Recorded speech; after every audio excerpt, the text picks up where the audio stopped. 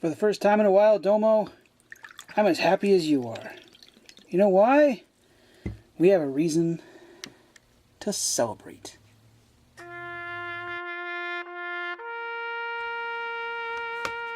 Friends, subscribers, weebs, lend me your intertubes.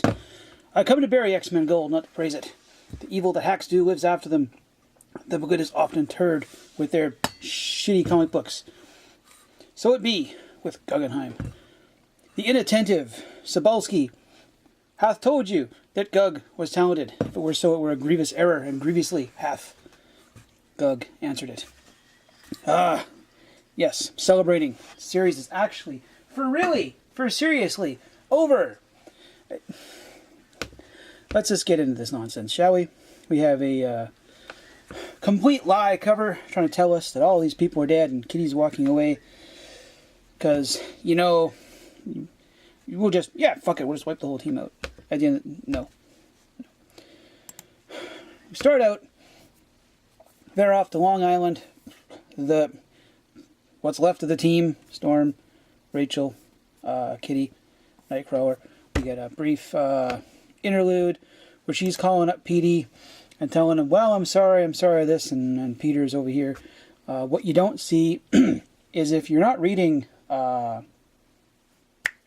Astonishing X-Men, poor old Peter has picked himself that best of Russian hobbies and is out slumming it with Alex Summers.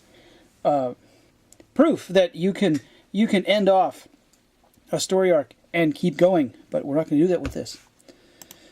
Anyway, we get a quick bit. There's a bunch. Cerebro's detected a manifestation of an Omega level new mutant, just like that, because all of a sudden there are new Omega level mutants, just like that.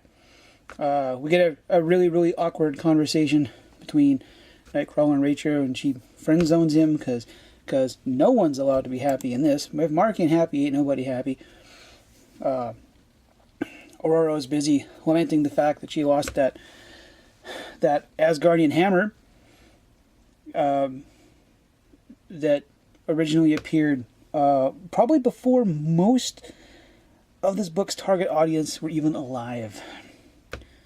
Some days I think the loss is much a part of being an X-Man as a danger room and the uniforms, blah, blah, blah. You think we're cursed? No. Remind us what we're fighting for. What we should be fighting for is a continuation of a series under a good writer. They land in Long Island, and there's some new kid whose powers have gone completely awry, and he's spazzed out.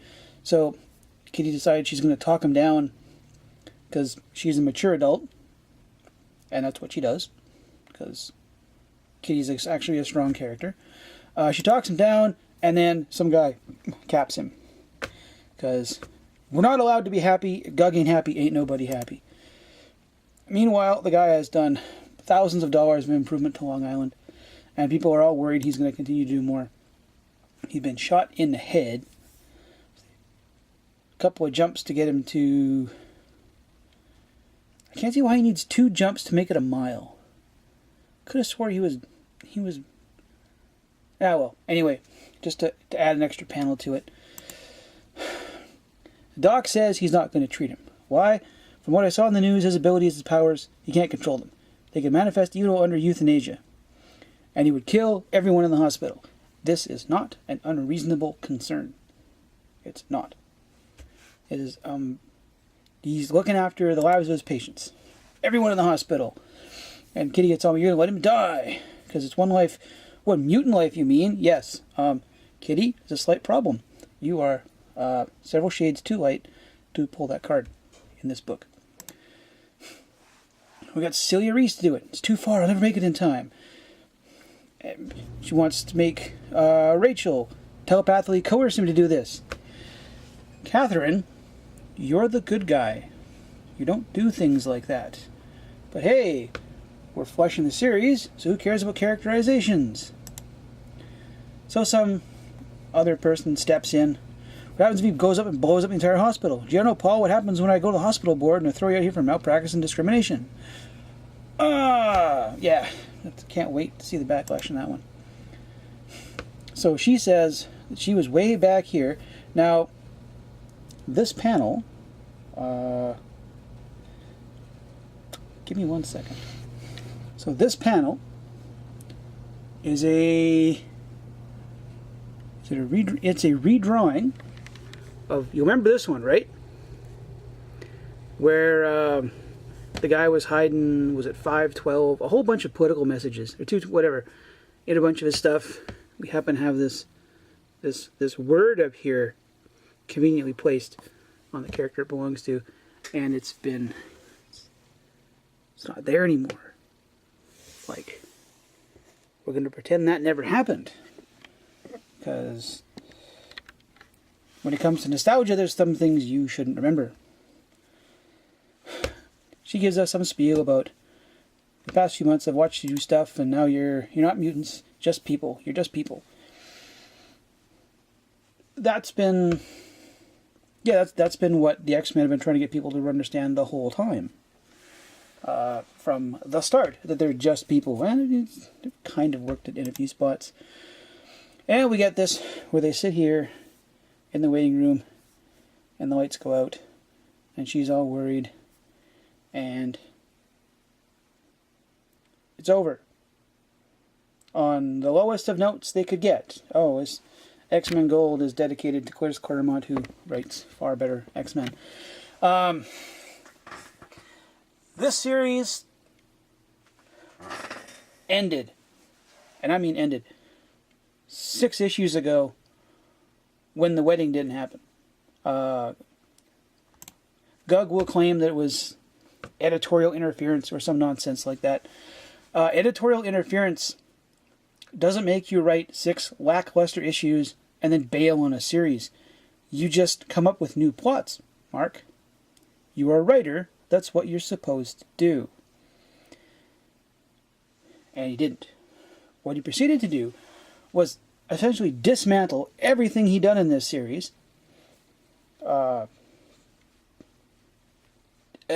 Spite would be my only guess. Be the only reason I can think of. No, we're just going to straight back to status quo. It's not a concern. Who cares? Take my toys. I'm going to go home. And given that I remember reading an X-Men series that went all the way to issue 544, more writers than I can count, more artists than I can count, more plot lines than I can count. If something wasn't working, okay, the next arc, they'd get someone else to do it. Marvel's new bit is to just hand someone a series. Here you go. Here's a brand new series. Looks are going down. No, okay, no, we could change. We could change someone, and it would and let it end. Every series that Marvel produces is essentially a limited series. It just might take several issues to prove it. Now, it's been just over a year since I chose to come on YouTube and lose my damn mind about X-Men Gold number 12. Way, way, way back. Actually, X-Men Gold 12 sucks, and here's why. September 22nd, blah, blah, blah. Today being that date. If I weren't so lazy, it would have been done in time. But what we've had is 36 issues, and the only thing that's actually come out of it is that Peter has an alcohol problem. That's it. 36 issues. You've ruined a romance that's been budding and building since, what, like the early 80s? And then, because you couldn't be bothered to get permission ahead of time, you let it get to the point where editorial had to slap pee-pee and say, no, you can't do that. And then we get 6 issues of this series lurching along after its heart's been torn out, desperately trying to claw its way to the finish line. And then it just rolls over and dies in the street at issue 36. Because reasons. Because fuck it. Fuck it. They'll just hand him another title. And he'll go and suck ass at that too.